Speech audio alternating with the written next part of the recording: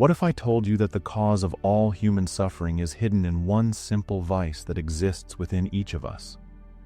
The story I'm about to share will completely change your understanding of happiness and pain. There once lived a learned scholar who spent 20 years of his life studying the sacred Vedas and ancient scriptures. His mind absorbed the wisdom of ages. He knew thousands of verses by heart and could discourse on spirituality for hours. When he returned to his native village, the locals greeted him as a great sage. His pride grew with each passing day, for he was certain that no one in the area could match his knowledge. One day, a wealthy farmer approached him with a question that left the scholar speechless. "Tell me, wise one, why are people unhappy, even those who possess great wealth?" The scholar, without hesitation, replied, "Obviously, because people don't have enough money to satisfy their needs." The farmer shook his head. "But I have wealth, fields, houses, gold, and yet I am deeply unhappy. Explain to me the cause of my sorrow." For the first time in many years, the scholar was left without an answer. Words stuck in his throat, and confusion appeared in his eyes. The farmer, seeing his bewilderment, made an offer that took the scholar's breath away. "If you find the true cause of my grief and prove it, I will give you all my possessions." Greed instantly seized the scholar's heart. Imagine, palaces, lands, gold, all of this could be his. He immediately agreed and began searching for the answer with feverish enthusiasm. Days turned into weeks, weeks into months. The scholar reread sacred texts, consulted with other sages, meditated until exhaustion. But the answer remained elusive, like a mirage in the desert. Despair began to consume his mind.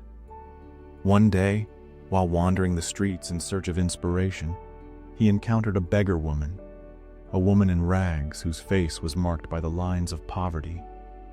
"What troubles you so, scholar?" she asked, noticing his tormented appearance.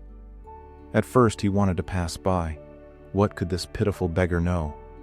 But desperation forced him to tell the whole story. The beggar woman listened and said, "I can give you the answer, but only on one condition. You must live with me for a few days." The scholar shuddered. This woman lived on the street. She was dirty. An unpleasant odor emanated from her. But the vision of the farmer's wealth haunted him, and he agreed. Thus began the most humiliating days of his life. The beggar woman forced him to do things that shattered all his perceptions of himself. First, she asked him to eat food prepared by her hands. Every bite was difficult for him, but the thirst for wealth was stronger than disgust. Then she demanded that he beg for alms beside her on the street. The proud scholar, who until recently had been revered as a sage, now extended his hand to passers-by. His cheeks burned with shame, but he continued, thinking of the reward. But the final test became the limit of his endurance. One morning, the beggar woman handed him a bowl with the remnants of her food. "Eat this." "No!" he screamed, throwing the bowl away. "This is too much. I can't bear this anymore." The woman smiled calmly, and a strange wisdom appeared in her eyes. "There it is, your answer, scholar." He looked at her with bewilderment.